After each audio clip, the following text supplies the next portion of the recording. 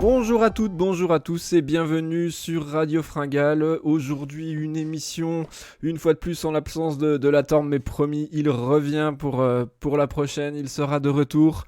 Aujourd'hui une émission pour essayer de prendre un petit peu de recul sur le début de saison, les enseignements des premières courses, parce que vous l'avez tous remarqué, depuis bien 15 jours, 3 semaines, la route a repris ses droits, le cyclocross on le range tranquillement au garage et c'est reparti pour de belles après-midi à pour l'instant regarder des paysages ensoleillés. C'est pas forcément le cas de tout le monde en France en ce moment où il fait encore assez froid. Donc aujourd'hui, ce soir, pour m'accompagner et pour parler de ce début de saison, un garçon qui est régulier depuis son entrée dans l'équipe. Il est aussi maintenant presque aussi attendu que Pogacar dès les premières courses de la saison. C'est Titien. Salut Titien, comment vas-tu ? Salut, ça va très bien. Merci pour ces éloges. Non, mais c'est ma cinquième podcast avec l'équipe et je suis très content et notamment très content de pouvoir parler de ce début de saison. Je pense qu'ils ont un peu la pression, nos coureurs pros sur route, parce que vu comment on s'est régalé au cyclocross, va falloir, enfin, on espère en tout cas qu'ils vont nous faire vibrer autant sur la route, mais on a vu des très belles choses depuis les 3-4 dernières semaines de début d'année, donc je suis très content de débriefer ça avec toi ce soir. Ouais, c'est vrai qu'on a déjà vu de très belles choses, malgré finalement le peu de courses qu'il y a eu, parce qu'on est quand même qu'au 15 février aujourd'hui où on Ouais. enregistre. Mais ouais, il y a cette excitation du début de saison qui fait que, enfin voilà, moi, on s'intéresse au moindre petit truc qui peut se passer, on essaie d'en tirer plein d'enseignements. Donc voilà, sans faire trop de spéculation, on va quand même essayer d'analyser un petit peu ce qui s'est passé sur les premières épreuves du calendrier. Alors au début, j'en ai parlé un petit peu en t'introduisant, Titien. On va parler du début de saison de Tadej Pogacar, qui au moment où on enregistre en est à 2 sur 2. Il a changé son programme de course finalement, il n'a pas fait l'UAE Tour comme les années précédentes, il est allé en Espagne et clairement ça lui réussit très très bien pour le moment.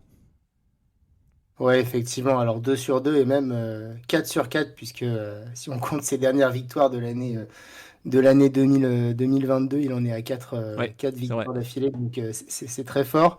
Non, Pogacar, moi je suis content, ça se voit que c'est un mec qui aime le vélo. Il veut pas refaire la même chose le Tour, ça fait 3 années de suite qu'il le fait. Voilà, je pense que c'est une course quand même assez stéréotypée, hein, 5 étapes plates, 2 montées. Je pense qu'il a un peu fait le tour. Il devait aussi avoir la pression les années d'avant de son équipe, puisque c'est quand même le tour national de l'équipe UAE. Donc ils peuvent pas trop se louper. Mais ils ont choisi de donner les clés du camion, je crois, cette année à Adam Yates, qui est assez fringant d'habitude sur cette course. Donc je pense que Pogacar est très content d'avoir pu aller se frotter à des nouvelles épreuves. Donc voilà, très content de le revoir. C'est un coureur qui fait le spectacle. Et puis effectivement, il reprend à la classique Jaén Paraíso Interior, si je le dis bien, je suis pas sûr. Voilà, On va Un- dire que tout le monde a compris. Voilà. voilà une version espagnole, on va dire, d'Estrade Bianchi, une Exact. course qui est toute neuve puisque elle est arrivée au calendrier l'année dernière avec une victoire de Lutsenko, je crois bien, mais Oui, oui. c'est ça. Et voilà, cette année, écoutez, Pogacar arrive dessus, il a mis tout le monde d'accord, une attaque à presque 40 km de l'arrivée, et c'est parti. Un peu la Et même puis bon, stratégie que sur les Strade Bianche l'année dernière. oui, oui, alors pas la même Pas, concurrence pas la même encore, opposition, ça c'est sûr. Ouais. mais la même manière, voilà. Voilà. Donc il fait du Pogacar et voilà, il veut s'amuser sur le vélo, il veut pas attendre. Pourtant, c'est un coureur qui clairement pourrait attendre avec sa pointe de vitesse, mais voilà. Et puis là, à l'heure où on enregistre, première étape du Tour d'Andalousie, voilà. Bon écoutez, dernier col du jour, il accélère. Le pauvre Santiago Buitrago, il a bien essayé de l'accrocher pendant Ouais, quelques mètres, mais on a bien ça n'a vu pas qu'au bout duré d'un moment, longtemps. c'était compliqué. Donc voilà, ça annonce une grosse saison de Pogacar qui fait le spectacle d'entrée. Ouais, surtout que là, il y avait quand même déjà de la concurrence. Il y avait Enric Mas, on en a quand même pas mal parlé dans l'intersaison avec le gros Tour de Lombardie, la grosse fin de saison qu'il a faite. Mikel Landa, Buitrago, et j'oublie le quatrième aussi qui était Carlos dans le groupe Rodriguez. de chasse, Carlos Rodriguez, le champion d'Espagne, exact. Donc c'est quand même des coureurs qu'on voit à l'avant dans les grands tours, et déjà, Pogacar, il est en reprise, les autres ils sont en reprise, mais on voit il y a un niveau d'écart, il y a une classe d'écart déjà.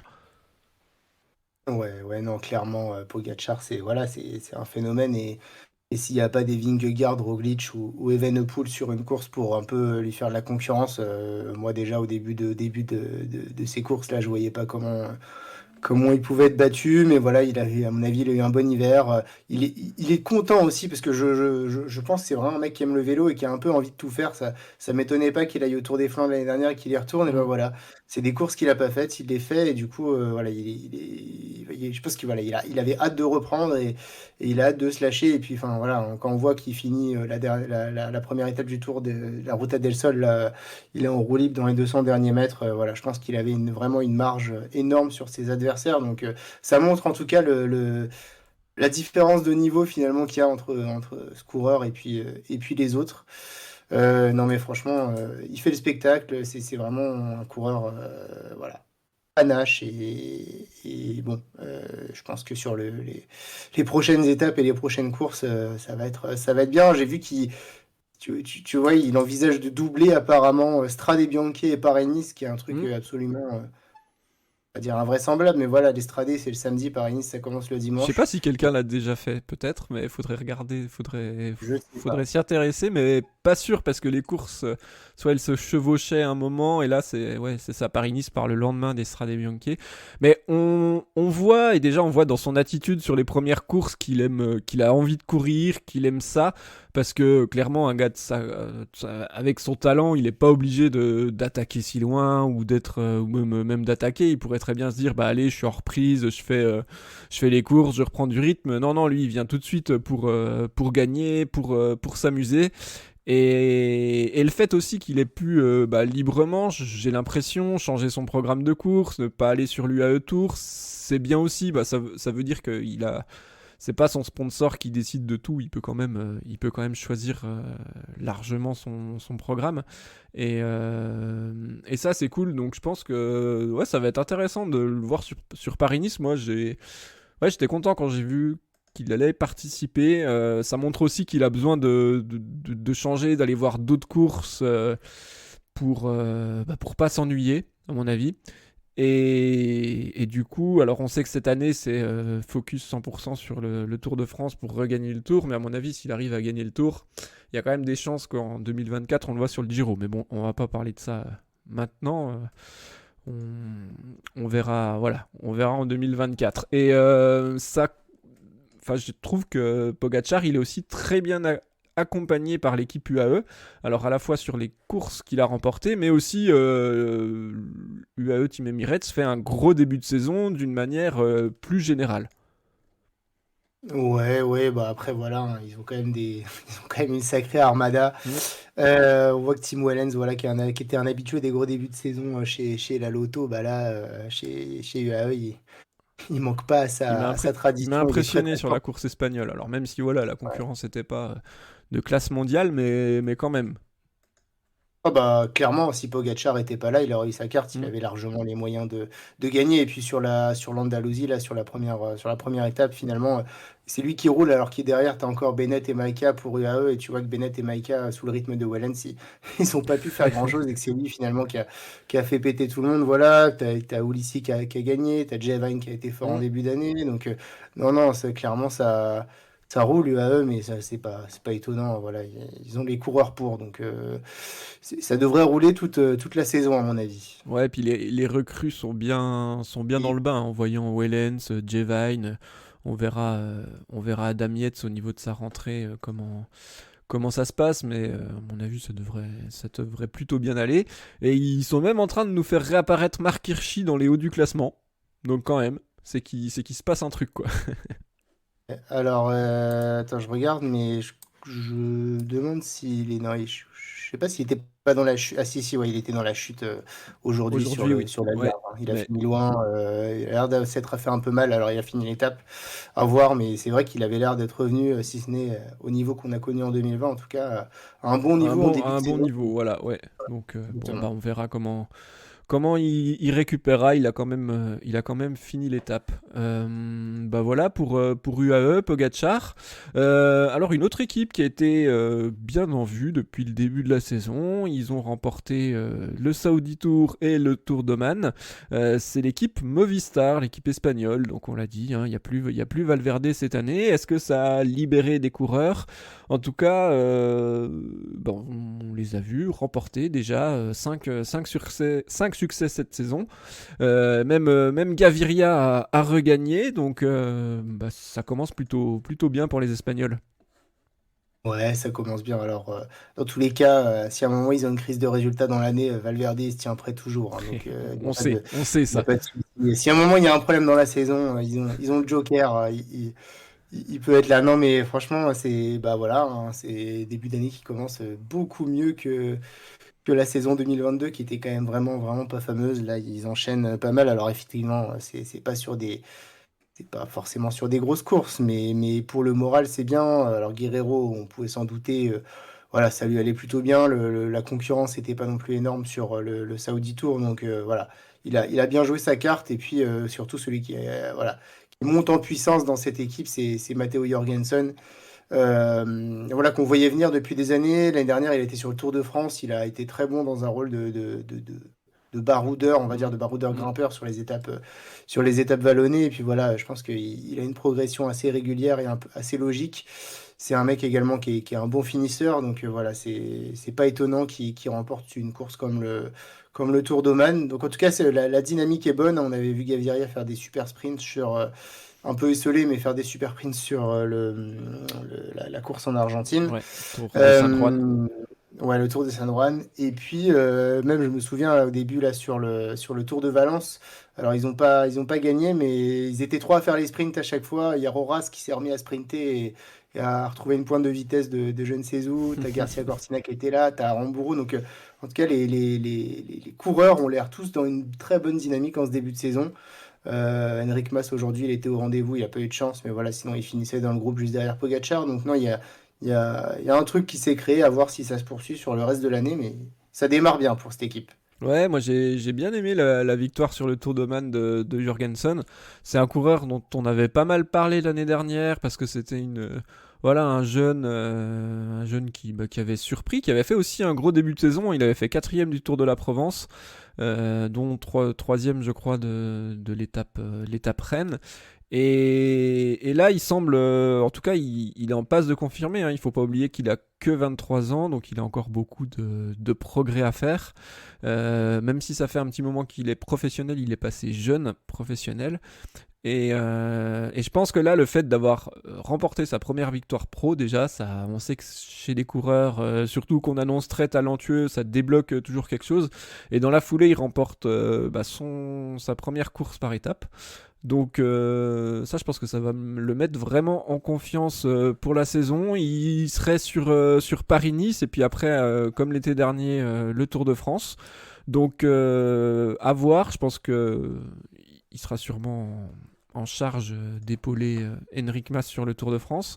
Mais ça peut très bien être un, peut-être pas un co-leader encore sur les grands tours, mais en tout cas dans les années à venir, ouais, une grosse carte pour la formation Movistar qui, bah, je pense qu'il voilà, il faudra essayer de le conserver. Il est en fin de contrat à la fin de la saison, donc il va falloir faire gaffe de ne pas se le faire piquer par la Jumbo ou par Ineos ou UAE. Ouais, après, voilà, je pense que s'il confirme sa progression, ça va vite pouvoir devenir le numéro 2 derrière Enric Mas, puisque Valverde est parti. Derrière, voilà, il y a plein de bons coureurs dans cette équipe, mais en termes de courses par étape, de courses vallonnées, etc., voilà, il y a Guerrero, mais en tout cas, un bon C'est pas tout argument, à c'est fait que le même profil en plus, ouais, Guerrero. pas le même profil, mais voilà, lui, enfin, voilà, je pense que Jorgensen, il peut être bon sur plusieurs types de profils. Peut-être que très haute montagne, ça peut C'est un, bloquer un peu, mais c'est pour un le bon reste. rouleur en plus. C'est un bon rouleur, ouais, ouais, Mm. non, il est Ouais, ouais. puissant, il a l'air de. C'est un bon 4x4, on va dire, quoi, je pense. Il va bien partout, donc il y a une vraie place à se faire dans cette Movistar qui a justement beaucoup de grimpeurs qui se limitent justement aux courses vraiment montagneuses. Donc à voir, en tout cas, à suivre ce coureur. Il devrait avoir déjà des bonnes libertés dès cette année. Ouais. Donc une autre équipe aussi qui, moi, m'a assez impressionné sur les toutes premières courses espagnoles de la saison.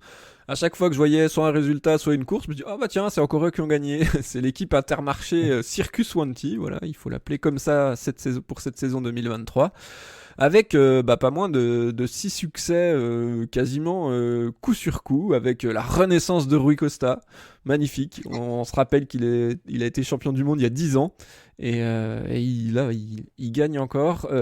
Girmay qui remporte son premier succès de la saison, et également Kobe Gossens qui remporte, je crois que c'était 2 jours de suite, ses premiers succès professionnels.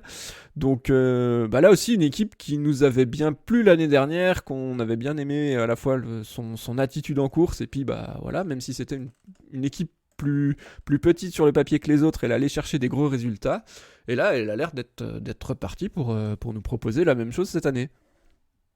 Ouais, ouais, et puis il faut pas oublier Hugo Page là qui fait Aussi. des super clips en début d'année. Mais ouais, ça peut faire penser un peu à la Quick Step des années 2013-2018, là, cette Quick Step qui avait pas de leader désigné mais qui brillait avec plein de coureurs. Alors attention, voilà, on a fait même pas 2 mois de la saison, mais finalement voilà, c'est peut-être aussi une équipe qui a bien préparé le début de saison. Justement, le fait de pas avoir de très gros leaders, ça permet à plein de coureurs de s'exprimer. Et s'ils sont bien travaillés cet hiver, ils ressortent en forme. Alors, voilà. Finalement, Guermeil, qu'il ait gagné, c'était pas une grosse surprise. Il gagne un sprint Mm, voilà, en costaud, mais bon, voilà, on connaît son potentiel. Rui Costa, alors, ça peut paraître étonnant, mais bon, avant, il était chez UAE, il n'avait pas forcément la même liberté. Voilà, il a peut-être un peu de liberté retrouvée. Et puis voilà, encore une fois, à voir s'il confirme. Bon, s'il commence à faire des super résultats, des podiums sur Paris-Nice, sur des grosses courses, là, on pourra se dire waouh, quand même, il a retrouvé un super niveau. Voilà, en tout cas, il a sûrement bien préparé l'année et pas mal de liberté. Moi, celui qui m'a étonné, c'est Kobe Gossens. Alors, ce n'est que le challenge de Majorque, mais les manières dont il gagne ouais, les 2 courses d'affilée, il impressionnant. y en a une, il résiste à un peloton, mais sur le plat, il perd pas de temps, quoi. Enfin, j'étais impressionné, surtout que, enfin, clairement, si tu regardes les dernières, son meilleur résultat aussi, c'était sur le challenge de Majorque en début d'année. Il a fait dans le top 10 d'un des challenges, et puis ensuite, Mm. il a un peu disparu. Mais là, c'est pas comme s'il sortait un peu en facteur d'un groupe où il est dans les 10 meilleurs costauds. C'était le plus costaud, quoi. Donc, à voir. Je crois qu'il est aligné cette semaine sur le Tour d'Algarve. Ouais, c'est ça. Donc, écoute, dès demain, on a une arrivée en altitude et puis une autre dans 2 jours. Donc, on va voir ce que ça donne. Et puis, s'il roule aussi bien qu'il roulait, qu'il roulait à Majorque, on verra sur le chrono aussi. Non, mais ouais, il m'a bluffé. Alors là, franchement, il n'y a rien qui laissait présager En qui fait, soit aussi c'est ça impressionnant. qui est le plus incroyable, c'est que. Mais des fois, C'est ça arrive l'impression. en début de saison aussi beaucoup. Le coureur, tu l'attends pas, tu t'es habitué à le voir dans les échappées, tu sais que bon, voilà, il est costaud, mais quand même. Et puis là, il sort une perf, ouais, assez incroyable parce que c'est hyper costaud ce qu'il a fait de résister comme ça dans le final. Et en tout cas, il a un beau programme de début de saison là. Donc, tu l'as dit, il est en Algarve. Après, on va le voir en France avec la Faune Ardèche Classique et la Drôme Classique. Et puis après, il sera sur Paris-Nice. Donc ça va être intéressant aussi à suivre. Il a 26 ans, il aura 27 ans en avril. Et ouais, peut-être qu'il y a on en parlait tout à l'heure pour Jorgensen, hein, première victoire pro. Il y a peut-être eu un déblocage aussi psychologique. Donc ça va être intéressant En tout cas, je pense que ça va être un coureur qui sera intéressant à observer cette année. Ouais, et puis juste un petit mot, parce que c'est un coureur que je suis pas mal depuis ses débuts, c'est Hugo Page, hein, du coup, Mm. qui a fait 3 top 10 sur le Tour Down Under, et puis ensuite qui fait deuxième de la Cadel Evans classique, donc des courses World Tour quand même si c'est que des courses en Australie. Et alors, je m'emballe un peu, mais déjà l'année dernière, à 20 ans, il faisait des super perfs au sprint, alors pas sur des courses World Tour, mais il était là. C'est également un coureur qui passe bien les bosses. On va le voir sur les Flandriennes cette année. Voilà, je pense que c'est en tout cas peut-être parmi les sprinteurs, les jeunes Mm. sprinteurs d'avenir français. puisque la vague de sprinters qu'on a actuellement, Desmar, Boigny, Coquard, progressivement prendre de l'âge. Donc pour moi, c'est vraiment une des top relèves du sprint français. Et j'ai hâte de. En tout cas, il performe bien dans cette équipe Intermarché et j'ai hâte de voir ce que ça va donner déjà cette année et par la suite. Ouais, puis je pense qu'ils vont lui faire aussi de plus en plus confiance sur les arrivées groupées. Du coup, allez, bah, t'as un petit prono. Quand est-ce qu'il va remporter sa première victoire? Euh, ah, allez, je vais dire que ça va être très bientôt Kurn Bruxelles-Kurn. Ok. Oh, direct. Ça révèle souvent des. Voilà, enfin, il y a souvent Classique, des seconds couteaux qui semi-classique gagnent cette belge. course. Voilà. Donc, Ouais. je me dis il y a une possibilité là-dessus. Alors après, voilà, c'est le prono risqué, mais ça m'a l'air jouable. Ouais, ouais, en tout cas, je pense qu'il. Bah, bon, de toute façon, quand tu fais dans les 5 premiers d'un sprint, il suffit que ça se passe bien pour en gagner une. Donc, c'est que t'es pas loin de la gagne et que t'as le niveau. Et je pense que ouais, ça peut arriver rapidement, hein. Bon, il a que 21 ans, donc il a aussi encore le temps. Mais aussi, on sait que les sprinters peuvent être performants très jeunes. Donc ouais, non, mais tu fais bien de parler du Gopage aussi parce que ça va être un nom à mon avis qui va revenir assez souvent cette année. L'année dernière, il avait fait sa première année en World Tour. Avant, il était dans la Conti de la FDJ. Et il avait déjà fait quelques places d'honneur. Il avait fait deux top 5 sur le Dauphiné. Donc là, c'est quand même on parle d'une grosse course World Tour. Voilà, souvent placé, allez, on va dire entre 5 et 10. Enfin, souvent. Il a été quelques fois placé entre 5 et 10. Et voilà, il va forcément progresser encore à 21 ans. Donc, ouais, intéressant à suivre, Hugo Page. Est-ce que tu voulais rajouter autre chose pour l'équipe Intermarché? Non, voilà, à voir. À suivre sur le reste de la saison si la dynamique se poursuit. On verra quand Mentiès fera un nouveau top 10 au Tour de France. Ah, ce serait pas la perf qui m'étonne le plus, hein. Non, Voilà. ce serait surprenant qu'il fasse dans le top 5 plutôt. Oui, Voilà. là, ça, voilà. Mais bon, top 10, je serais pas, voilà. Ouais. Je peux même, je peux même l'annoncer. Menkes, il sera top 10 du Tour de Ah France. ouais, ok. Il y a pas de contre-la-montre, voilà. Non, non, et voilà. Allez, un petit prono, il sera dans le top 10. Allez, c'est noté, on vérifiera tout ça. Euh, une autre équipe qu'on a bien vue depuis le début de la saison. Alors, ils ont brillé aussi sur les championnats nationaux pas mal, mais on a vu un de leurs coureurs remporter la première course du calendrier français, le Grand Prix cycliste de la Marseillaise. C'est Nelson Poles et l'équipe Education First, enfin IF Education plutôt maintenant. Ah, bah ouais, on a l'impression que les équipes qui étaient un peu à la traîne l'année dernière, Movistar, IF, ils démarrent fort l'année. Alors IF, ils sont déjà à 7 victoires. Alors, relativisé, puisqu'il y a au moins 3 championnats nationaux là-dedans. C'est d'ailleurs Ouais, c'est super ça. hein, de voir Chavez, champion de Colombie. Ça va être un beau maillot. Ah, il était Euh, content. Ah, ouais, il était il était content. hyper content et je pense que en fait ce gars-là quand il gagne tout le monde est content pour lui. Ouais, ouais, Bon avec son voilà on pseudo, connaît hein, son sourire, il a un parcours qui est pas simple, il a eu des hauts et des bas dans sa carrière et ouais à chaque fois qu'il gagne, ouais je pense que les gens ils sont contents. Ouais. Puis Carapace, champion d'Équateur. Donc, si je. Ouais, je crois que c'est ça, hein. Ouais ouais Champion c'est ça. d'Équateur. Donc voilà, ça va faire des beaux maillots dans cette équipe IF. Non, non, mais voilà, et je pense qu'il y a une bonne dynamique. Même Marine Vandenberg, là, qui avait eu beaucoup de mal l'année dernière, il a déjà gagné cette année. Il a failli regagner il y a quelques jours. Donc voilà, il y a une super dynamique. Et puis, il y a un gars qui crève l'écran hein, depuis les 3 semaines. Là, c'est Nelson Paoles qui a gagné le Grand Prix La Marseillaise de fort belle manière en sortant dans une descente. Et puis ensuite, c'est un coureur très bon rouleur. Donc, il a parfaitement résisté sur la fin de la course. Ça a déjà montré qu'il était très fort. Et puis derrière, il remporte l'étoile de Bessèges. Alors, déjà, l'étoile de Bessèges, ça a été une super course. Mm. Ouais Alors, c'était chouette ouais. Petite, petite remarque, c'est qu'il y a eu peu de gagnants finalement de la période Covid, mais alors l'étoile de Bessèges, ça a été l'une des épreuves Ouais. vraiment gagnantes de cette période, puisque du coup toutes les courses dans le sud de l'Europe, elles étaient annulées en 2020, 2021, surtout 2021, tout le monde a commencé à aller à l'étoile de Bessèges, et puis là, franchement, depuis 3 ans, du coup, la start list, elle est belle, hein. Franchement, donc tout ça pour dire Ouais, que puis voilà. les parcours sont, enfin voilà, pour revenir sur Et cette ouais, course, les parcours et le parcours a bien bougé. sont vraiment sympas, c'est Ouais. hyper bien choisi. Il y a un petit peu pour, il y a 5 étapes, il y en a un petit peu pour tout le monde. Et puis ce chrono au final avec la bosse à Alès là, et ouais, ça devient, on va peut-être pas dire mythique, mais quand même, ça marque l'arrivée. T'en as pas tant que ça, et du coup ça, enfin ouais, il y a vraiment une belle identité à cette course. Ouais, en fin de saison, souvent, alors il y a des courses dont je me souviens plus très bien, et les courses du sud de l'Europe, tout ça, mais l'étoile de Bessèges, je me souviens toujours de ce qui s'est passé. Ouais, c'est 5 jours où on s'ennuie pas, en fait, quand on repense à comment c'était il y a 10 ans avec 5 jours, 5 sprints massifs. Non, franchement, c'est vraiment sympa. Il y a eu des super combats, et donc, du coup, un vainqueur final pour une seconde, Nelson Paoles, du coup, qui avait gagné la Marseillaise et qui a récidivé à Bessèges, qui a été très costaud du premier au dernier jour, très attentif dans les bordures, qui a été très bon sur le final au Montbouquet.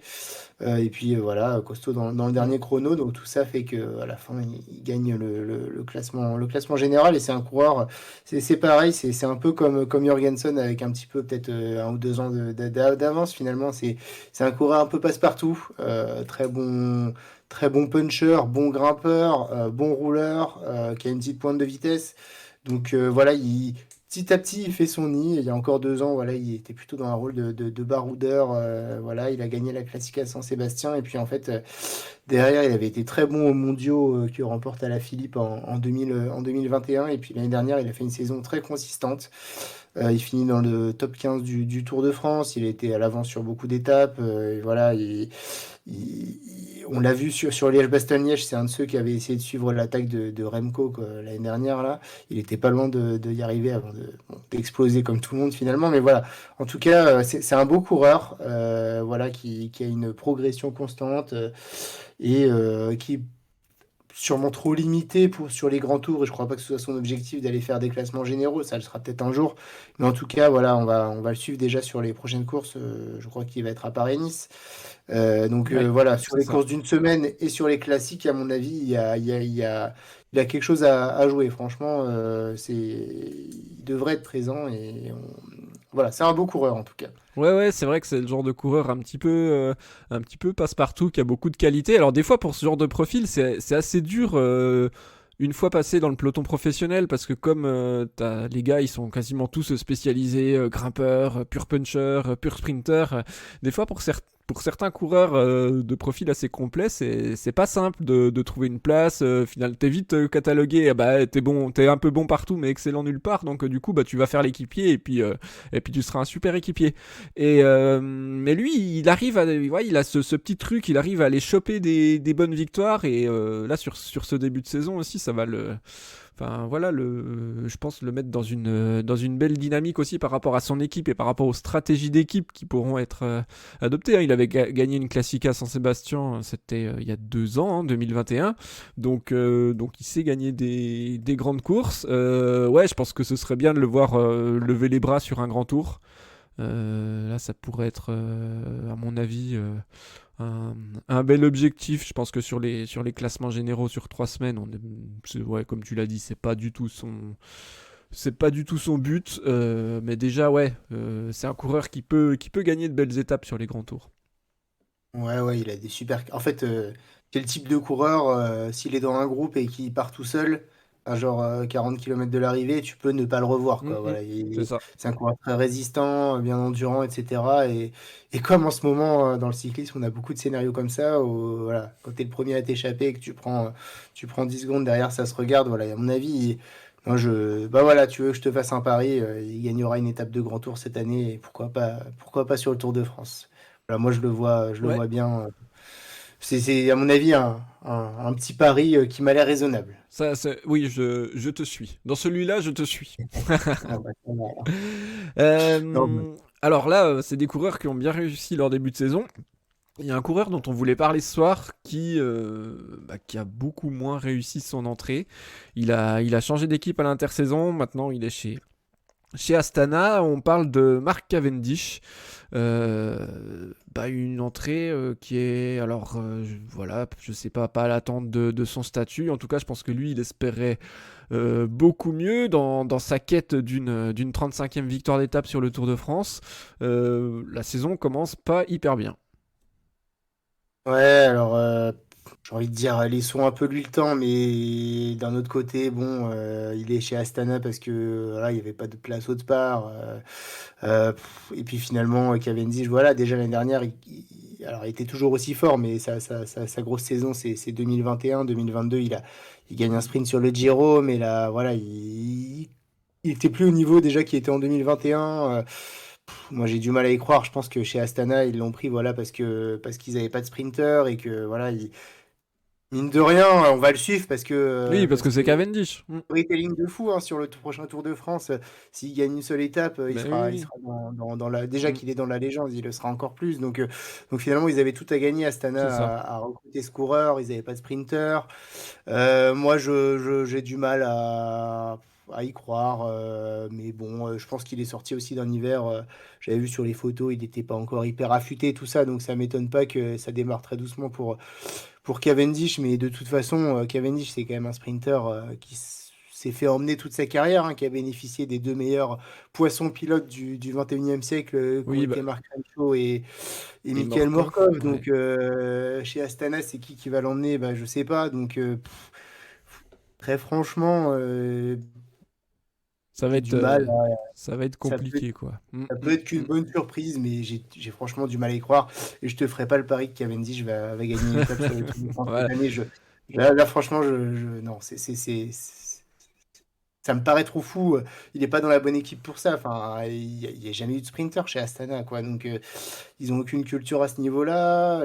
Aujourd'hui, il y a une telle densité dans le sprint. Bon, à voir. Je jette pas la pierre parce il a pas démarré fort, mais dans tous les cas, j'ai du mal à y croire.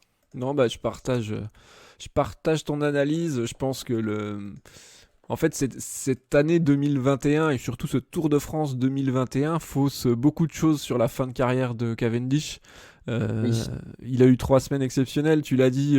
Bah voilà, il était dans une équipe qui a le meilleur train du monde avec le meilleur poisson pilote Morkov et il a réussi un exploit incroyable. Enfin, moi, je me souviens, avant le début du Tour 2021, j'aurais pas du tout pensé que ne serait-ce Cavendish soit en mesure de s'imposer sur une étape.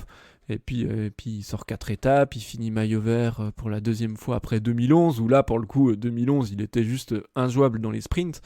Euh, Mm. et ouais, ça faisait, je pense que ça fait un peu chant du cygne, quoi. Et que 5 ans après, il regagne, et puis 4 victoires, alors que tout le monde pensait que c'était fini. Mais là, le contexte est quand même plus le même. Cette équipe Astana, bon, bah, on sait qu'elle est quand même pas hyper fiable. Surtout dans les sprints, comme tu l'as dit, hein, je vais pas répéter tout ce que tu as dit parce que bon, voilà, je partage l'analyse. Mais ouais, moi j'ai un peu peur pour Cavendish d'une fin de carrière un peu dans l'oubli et en le voyant comme ça, le lâcher, pas dans le coup. Ça fait un peu penser à la fin des années 2010 où on le voyait un petit peu comme ça aussi. Il n'arrivait pas à. C'est quand il était chez Dimension Data sur la fin là où bah ouais on le voyait pas dans le coup et puis ouais c'est un petit peu ouais ça fait un peu enfin voilà j'ai peur d'avoir de la peine pour Cavendish de le voir larguer hein. Ça peut faire un peu l'effet Froome. Ouais, Je sais pas s'il y a un je truc avec les partage, je pense. Britanniques, mais ouais. Ça, ça donnera rien, mais écoute, ça va permettre à Astana de faire beaucoup de com à l'approche du Ouais, non, Tour mais de voilà. France. Mm. De tous les cas, voilà, on se dira pourquoi pas, pourquoi pas. Voilà, écoute, je pense qu'ils sont quand même gagnants avec ce transfert. Bah, Euh, médiatiquement, c'est sûr. Enfin, Médiatiquement, voilà. forcément, enfin voilà, ça fait parler d'Astana. Au moment du tour, et ben, il y en a beaucoup qui vont parler que de ça. Mine de rien, il va être guetté à chaque fois qu'il sera dans le peloton pour arriver pour la gagne. Donc, Donc ouais, après à voir comment Astana va articuler son équipe au niveau du tour. Je sais pas bien qui est annoncé sur le tour, mais de toute façon, il n'y aura pas de grand leader pour le général, je pense pas. Donc ça peut être, ils vont peut-être essayer de construire une équipe autour de Cavendish dans ce but-là, mais je sais pas, je sais pas trop à quoi ça va ressembler quand même. Ouais, pas forcément à grand-chose. Mais écoute, on va suivre ça, hein, mais bon, moi je n'y crois pas. Voilà, je vais pas faire semblant. Si déjà il arrive à avoir deux, trois victoires cette année sur quelques courses, je Oui, pense que ce sera déjà. pourrait être satisfait de la ce- saison de Cavendish. Mais voilà, il a négocié un dernier bon contrat, voilà, avant la fin. Voilà, on va lui essayer d'éviter la saison blanche, en tout cas. Exactement. Bon, pour finir sur une note un petit peu plus positive d'un autre coureur qui nous a beaucoup impressionné en ce début de saison. Sur la lignée de sa saison 2022, bah c'est le Oh oui. Belge, c'est le Belge Arnaud Delis. Bah c'est, Oh là là. enfin, je sais pas quoi. Qu'est-ce qu'on peut dire? Qu'est-ce qu'on peut dire? Quel mot on peut utiliser pour parler d'Arnaud Delis quand il se dresse sur les pédales dans un faux plat montant, quand il met à l'amende Mats Pedersen qui est pas le premier venu? On va vite être à court de mots à mon avis avec ce garçon. Ouais, ouais, non, il est impressionnant hein, à 21 ans. Puis en plus, il gère super bien ses courses. Enfin, ouais, non, franchement, tu vois, il s'enflamme pas dans la première étape de Bessèges, là, quand Pedersen accélère. Voilà, il donne pas tout. Enfin, Hmm. voilà, il en a C'est encore dans les intelligent. 100 derniers mètres. C'est Il- le seul qui réussit à en remettre une en plus. Donc, ouais. non, franchement, ce qu'on voit en ce début de saison, alors ça m'impressionne pas qu'il soit aussi fort qu'au sprint, qu'il ait gagné.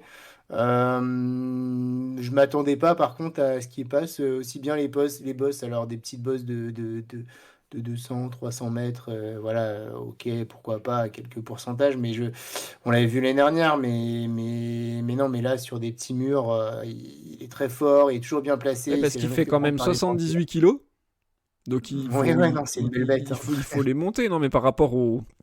Alors quand c'est des côtes assez courtes, il peut y aller tout en puissance, hein. Forcément sur du plus long, il sera limité par son poids, mais quand même par rapport à des punchers de 65 kilos, et il est pas ridicule.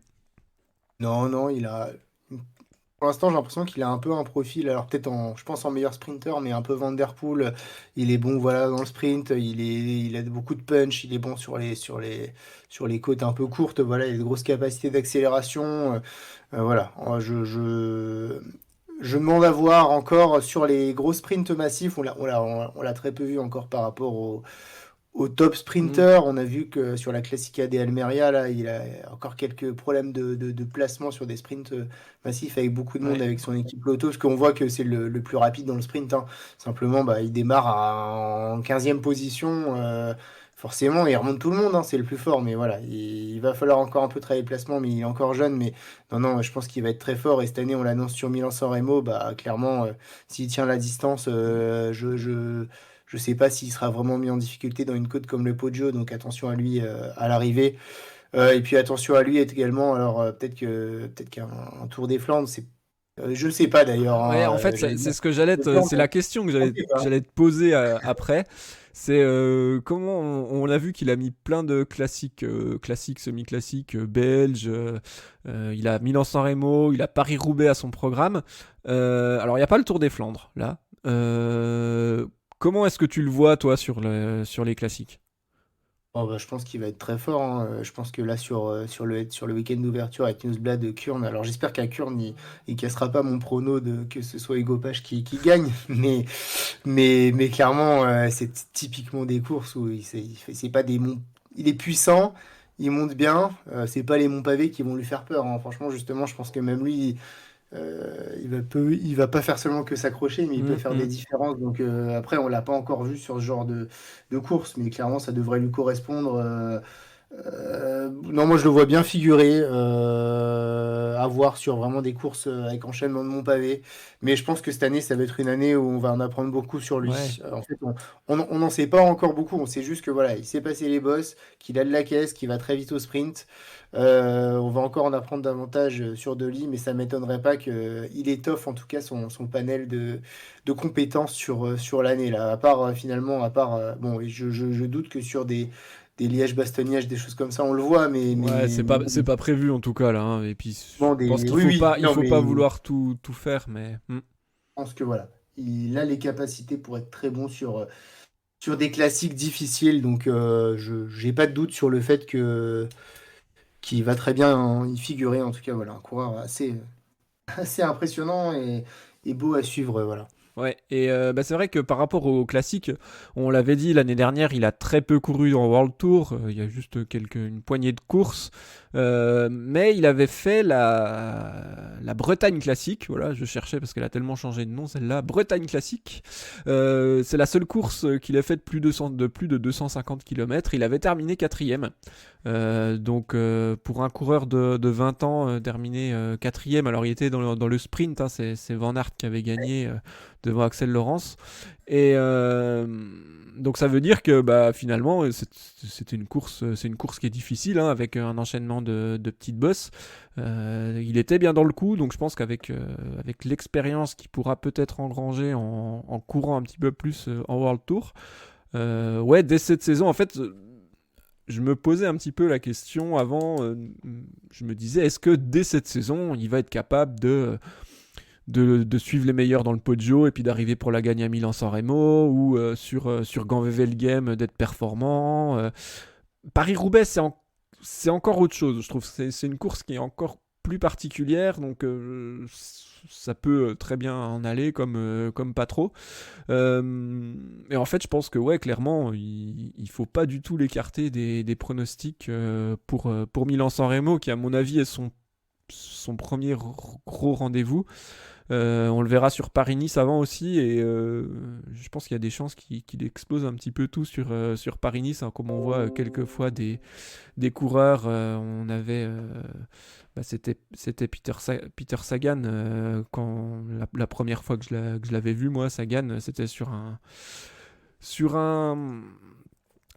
Ah, Paris-Nice, ouais. sur un Paris-Nice, ouais, voilà, et il avait tout explosé et personne le connaissait trop, donc ouais, non, ça peut faire à peu près peut-être la même chose. Ouais, en tout cas, hâte de le suivre. Non, mais je pense qu'il a un panel de compétences énorme. Il est déjà très très fort, il a l'air très intelligent. Il a l'air bien drivé par l'équipe de l'Auto Destiny. Donc non, clairement, je pense que ça va engranger les victoires et en World Tour dès cette année. Donc voilà. Ouais, je pense qu'on va avoir des réponses très rapides avec bah, le week-end d'ouverture en Belgique, Het Nieuwsblad, Kurn-Bruxelles-Kurn, les 25-26 février. Donc, bah voilà, je pense, Titien, qu'on va reparler très rapidement d'Arnaud Delis. Et petite remarque, mais Caleb Ewan, il a chaud aux fesses pour son leadership dans l'équipe parce que lui, il peine un peu plus à gagner. Je pense que Deli est belge, voilà, donc attention, parce que Caleb Ewan aussi va leur faire Milan-San Remo, donc à voir comment ils vont s'organiser, mais voilà, ça amène Mm. à des petites questions là-dessus, donc je ne sais pas s'il est encore très serein sur le fait qu'il est le sprinter numéro un de l'équipe, mais on va vite voir ça de toute façon. Affaire à suivre. L'arrivée sur le podio va une fois de plus être très excitante. Ouais. Eh bah Titien, merci beaucoup pour cette actu sur le début de saison. Bah on se dit à bientôt pour une nouvelle émission. Merci à tout le monde de nous avoir écoutés. Si vous nous suivez et que vous n'êtes pas encore abonné, eh bah abonnez-vous, ça nous fait plaisir, ça nous soutient dans tout ce qu'on fait. Également, vous pouvez nous suivre sur Instagram avec bah, Titien qui gère magnifiquement la page. Et puis bah voilà, si vous souhaitez échanger, laisser un petit commentaire, avec plaisir, on vous répondra. Baptistien, merci beaucoup, et puis à la prochaine. Et ben merci à toi, c'était encore un plaisir, et puis hâte de voir les prochaines courses, et à la prochaine. Allez, ciao tout le Ciao. monde, salut salut.